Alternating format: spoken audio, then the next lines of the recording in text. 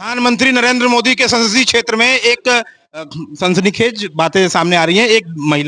एक महिला जिसकी जाति को ही बदल दिया गया है। इतना भ्रष्टाचार में लिप्त यहाँ का तहसील है और हमारे अधिवक्तागण हमारे पीछे हैं और यहाँ हम न्याय के प्रहरी हैं। अन्याय नहीं सह सकते। समस्त अधिवक्तागण इनके साथ खड़े हैं। हम इनसे बात करेंगे और इनके प्रकरण को जानेंगे, समझेंगे। क्या मामला है?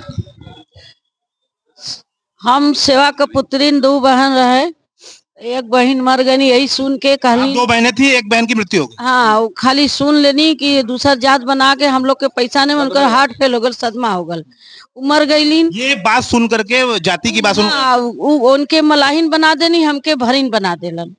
अब बना के फिर ओकरे बाद हम लोग से जबरी लिखवा लेलन। पैसा भी नहीं मिलल, पैसा नहीं मिलल। ऊपर से नकपाल जाके घर पर धमकी देलन, तुम्हारे आदमी के ले जाएगा, वकील के ले जाएगा, फिर तुम्हारे दामाद के लखनऊ वाले के बंद करा देंगे, तुम जेल जाएगा। एक वकील साहब हैं, इनसे हम बात करेंगे। इस प्रकरण को देखा जाए तो जाति ही बदल दिया जा रहा है। इतना भ्रष्टाचार मैं कह रहा हूँ। इसकी जमीन थी पतेरमा में, तो इनसे ये कहने के लिए साइन कराने लिया गए कि आपकी जमीन को परमिशन करा के हम जब बेचेंगे तो पैसा देंगे, और वो उसी समय रजिस्ट्री करा लिए। इस सबको कोई जानकारी नहीं। कुछ दिन बाद जब ये दाखिल खारिज नहीं हुआ, लेखपाल की रिपोर्ट के बाद भी ये फर्जी जाति बना करके, दो बहनों की जाति बना करके इनको राजभर बना दिया, एक को बिंद बना करके दाखिल खारिज करा लिए। जब बात इनकी बड़ी बहन को पता चली कि नहीं हमारी जमीन भी बिक गई, अब मैं फला जात को, उनको सदमा आया और एक्सपायर कर गई। तब से लगातार कोर्ट में दौड़ रही हैं, घूम रही हैं। अरे कम से कम ये 5 वर्षों से घूम रही। जब से जानकारी हुई तब से कोई न्यायालय से कोई इनको न्याय ही नहीं मिल रहा है।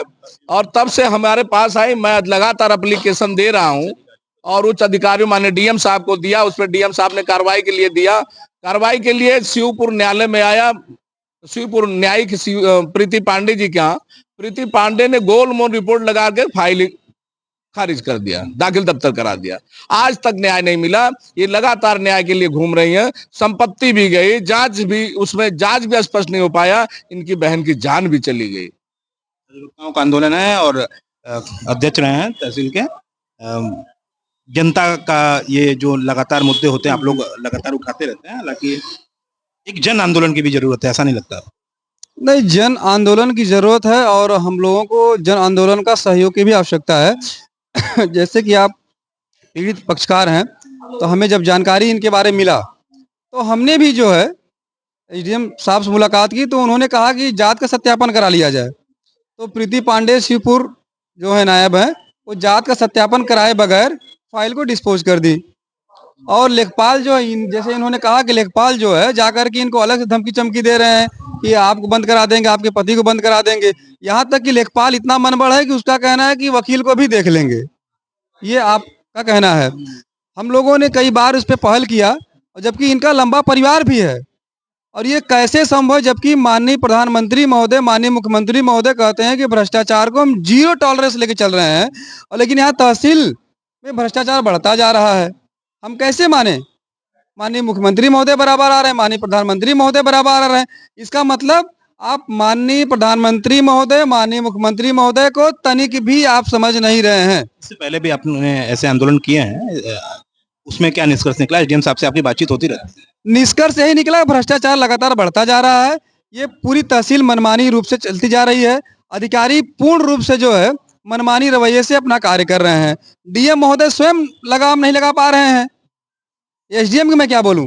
एसडीएम कहते हैं कि जो डिस्टेंस मेंटेन करिए। इनका कहना है कि डिस्टेंस मेंटेन करिए।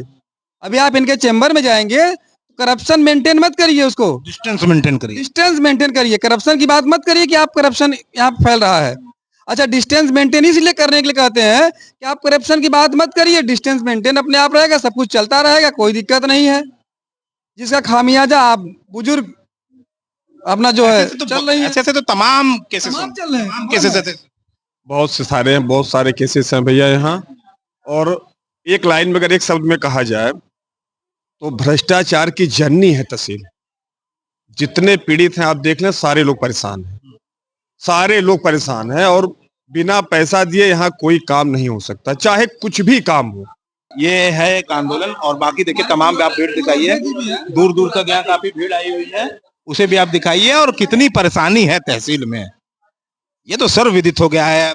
लोगों का कहना है कि भ्रष्टाचार की जननी है तहसील। आप तो अध्यक्ष रहे।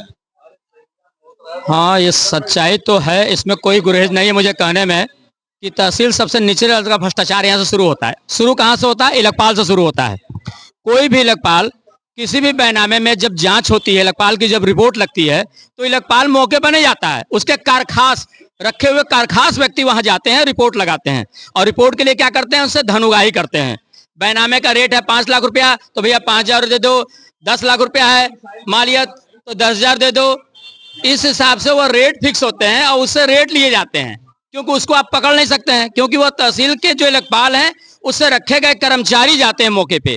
लोग हमसे जुड़ रहे हैं और हम सर से भी बात करेंगे। भ्रष्टाचार की जननी तहसील है और जगह जगह पे तो भ्रष्टाचार देश में होते ही रहते हैं। कैसा समाधान होगा इसका? मैं शिवपूजन सिंह गौतम, पूर्व अध्यक्ष सेंट्रल बार एसोसिएशन वाराणसी। मैं ये कहना चाहता हूँ, भ्रष्टाचार की जब आपने बात पूछा, न्याय का पता नहीं चला कि न्याय कहाँ गया। हर गरीब, हर मजलूमों की कचहरी है जहाँ न्याय मिलने की उम्मीद में कचहरी आते हैं, जिस पर विश्वास रखता है। अब माहौल ऐसा हो गया है कि इसकी जड़ में जो पेड़ लगाया जा रहा है भ्रष्टाचार का, वो पूरा तहसील जड़ में पूरा वही फल रहा है। हर जगह भ्रष्टाचार, बिना पैसे का कोई आर्डर नहीं, बिना पैसे का कोई व्यवस्था नहीं। चाहे गरीब हो चाहे अमीर हो, वकील हो चाहे वादकारी हो, बिना पैसे का कोई को विश्वास नहीं है कि ये मुकदमा हम जीतेंगे।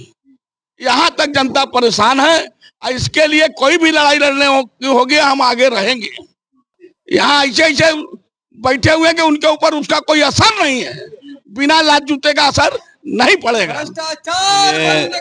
शिवपूजन सिंह गौतम जी थे और लगातार यहाँ पे आंदोलन चल रहा है। धन्यवाद।